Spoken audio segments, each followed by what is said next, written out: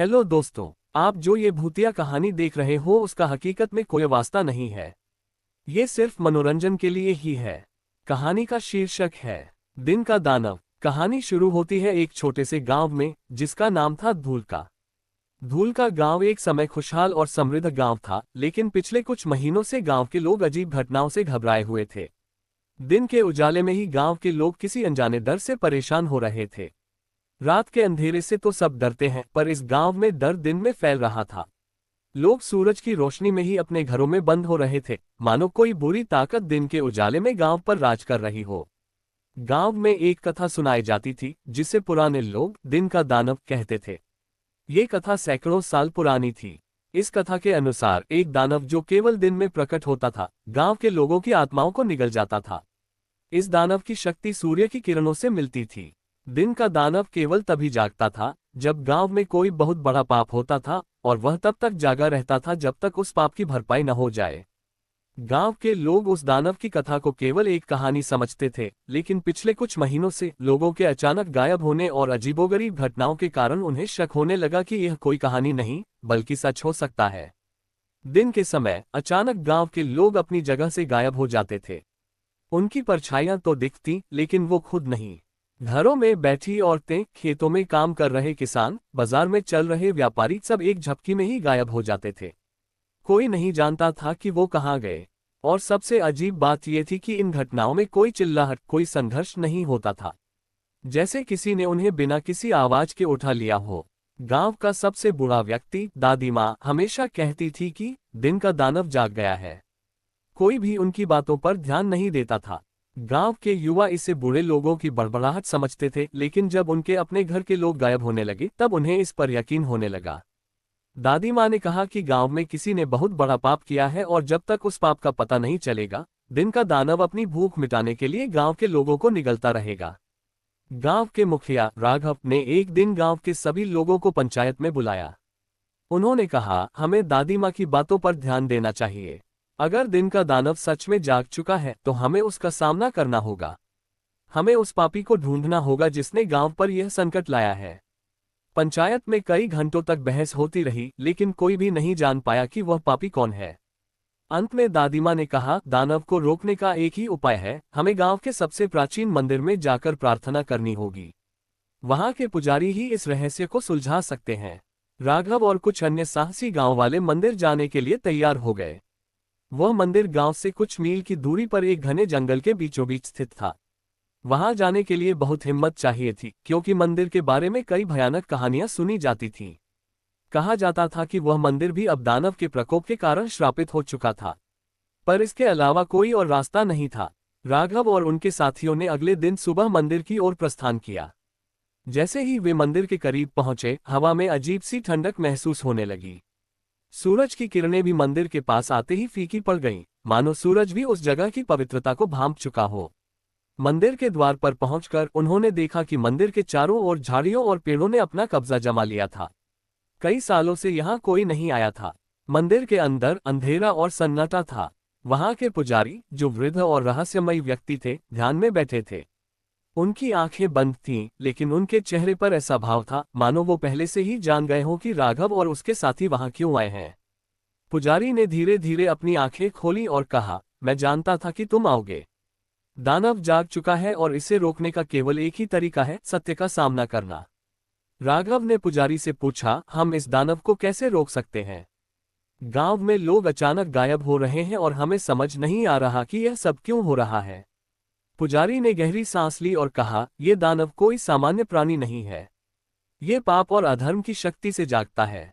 दिन का दानव उन्हीं लोगों को निगलता है जिन्होंने अपने जीवन में कोई बड़ा पाप किया हो या पाप को छुपाया हो। इस गांव में किसी ने एक बहुत बड़ा पाप किया है, और जब तक वो पाप सामने नहीं आएगा, दानव की भूख बढ़ती रहेगी। राघव और उनके साथी हैरान रह गए।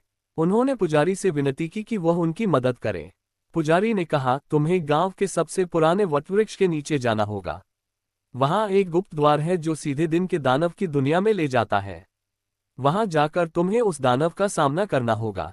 अगले दिन राघव और उनके साथी उस वटवृक्ष के पास पहुंचे। वहां उन्हें वाकई एक गुप्त द्वार मिला जो एक गहरे कुएं जैसा था। दिलों में भय लिए वे उस कुएं के भीतर उतर गए। नीचे उतरते ही वे एक अजीब सी जगह पर पहुंच गए, जहां दिन के उजाले के बावजूद हर जगह अंधेरा छाया हुआ था। वहां की हवा भारी और ठंडी थी। अचानक उनके सामने एक विशालकाय दानव प्रकट हुआ। उसकी आंखें जलती हुई अंगारों जैसी थीं और उसकी छाया हर दिशा में फैल रही थी। दानव ने गहरे स्वर में कहा, तुम लोग मेरे पास क्यों आए हो? क्या तुम पापी हो या तुम्हें उस पापी का पता है जिसने मुझे जगाया? राघव ने हिम्मत जुटाकर कहा, हम यहाँ तुम्हें रोकने आए हैं। गांव के लोग तुम्हारी वजह से डर में जी रहे हैं। हमें बताओ कि वह पापी कौन है जिसने तुम्हें जगाया। दानव हंसने लगा, उसकी हंसी से जमीन कांपने लगी। तुम लोग सच से भाग नहीं सकते। मैं तभी शांत होऊंगा जब उस पाप का सामना किया जाएगा। तुम्हारे गांव के ही किसी व्यक्ति ने एक मासूम की हत्या की है, और जब तक वह पापी अपने पाप को स्वीकार नहीं करेगा, मैं सबको निगलता रहूंगा। राघव के मन में एक शक आया। उसने अपने ही दिल में एक गहरे अतीत की परछाई देखी। वह जान गया था कि वह व्यक्ति और कोई नहीं, बल्कि उसके परिवार का ही कोई सदस्य था। राघव के मन में जैसे ही शक की किरण जगी, उसके चेहरे का रंग उड़ गया। वह उस सच का सामना करने से डरने लगा जो उसे खुद भी पता था, लेकिन इतने सालों से उसने उसे अनदेखा किया था।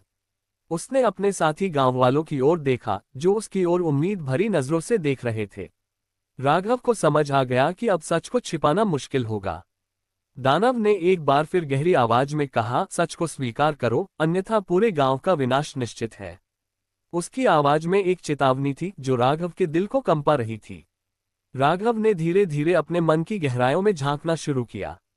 उसे याद आया कि सालों पहले, जब वह जवान था, उसके परिवार में एक भयावह घटना घटी थी। उसका छोटा भाई अर्जुन, जो गांव का सबसे मासूम और नेकदिल लड़का था, अचानक रहस्यमय तरीके से गायब हो गया था। परिवार ने उसकी बहुत तलाश की, लेकिन अर्जुन का कोई सुराग नहीं मिला।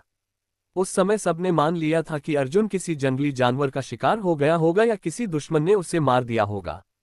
लेकिन राघव जानता था कि सच्चाई क्या थी। अर्जुन के गायब होने के दिन राघव और अर्जुन के बीच एक जोरदार बहस हुई थी। अर्जुन को अपने बड़े भाई की कुछ गलत हरकतों का पता चला था, और वह उसे गांव के मुखिया के सामने उजागर करने की धमकी दे रहा था। गुस्से और डर के मारे राघव ने अर्जुन को धक्का दिया, जिससे वह एक ऊंची चट्टान से गिरकर मर गया। इस भयानक पाप को छिपाने के लिए राघव ने अर्जुन की लाश को जंगल में दफना दिया और पूरे गांव को यह यकीन दिला दिया कि वह रहस्यमय तरीके से गायब हो गया। राघव ने इतने सालों तक इस सच को छिपाए रखा था, लेकिन अब दिन का दानव उसी पाप की वजह से जाग गया था। राघव समझ गया कि दानव की भूख को शांत करने का एक ही तरीका था, उसे अपने पाप को स्वीकार करना होगा। राघव ने भारी मन से कहा, मैं जानता हूं कि वह पापी कौन है। वह और कोई नहीं बल्कि मैं हूं। सालों पहले मैंने अपने भाई अर्जुन की हत्या की थी। वह एक दुर्घटना थी, लेकिन मैंने उसे छिपाने के लिए झूठ का सहारा लिया।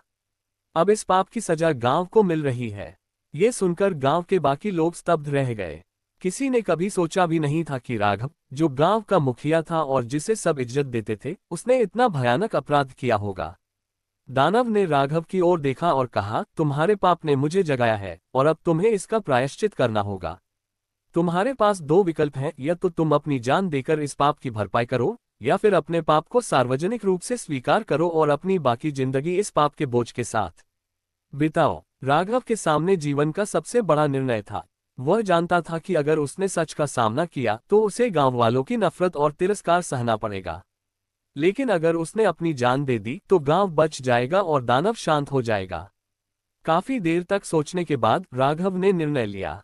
उसने अपनी आंखें बंद की और कहा, मैं अपने पाप को सार्वजनिक रूप से स्वीकार करूंगा और अपनी बाकी जिंदगी उस पाप का प्रायश्चित करने में बिताऊंगा। दानव ने अपनी आंखों में एक अजीब सी चमक लाते हुए कहा, यह सही निर्णय है। अब मैं वापस उसी दुनिया में चला जाऊंगा जहां से आया था। लेकिन याद रखना, पाप का प्रायश्चित करना आसान नहीं होता। तुम्हें हर दिन उस बोझ के साथ जीना होगा। इतना कहकर दानव धीरे धीरे अदृश्य हो गया। राघव और उसके साथी एक बार फिर अंधेरे से बाहर निकलकर गांव लौटे। राघव ने गांव के सभी लोगों को इकट्ठा किया और अपने पाप की पूरी कहानी सुनाई। गांव के लोग गुस्से में थे, उन्हें विश्वास नहीं हो रहा था कि उनका मुखिया इतना बड़ा अपराधी हो सकता है। लेकिन दानव के खतरे से मुक्त होने की खुशी में उन्होंने राघव को सजा देने की बजाय उसे जीवन भर के लिए अलग थलग करने का निर्णय लिया। राघव ने अपनी बाकी जिंदगी गांव के बाहरी इलाके में एकांत में बिताई। उसने हर दिन अपने पाप के लिए प्रायश्चित किया और अपने भाई अर्जुन की आत्मा की शांति के लिए प्रार्थना करता रहा। गांव में फिर कभी दिन का दानव नहीं लौटा, लेकिन राघव की कहानी गांव वालों के लिए एक यादगार सबक बन गई कि पाप चाहे कितना भी छिपाया जाए, एक दिन उसका सामना जरूर करना पड़ता है।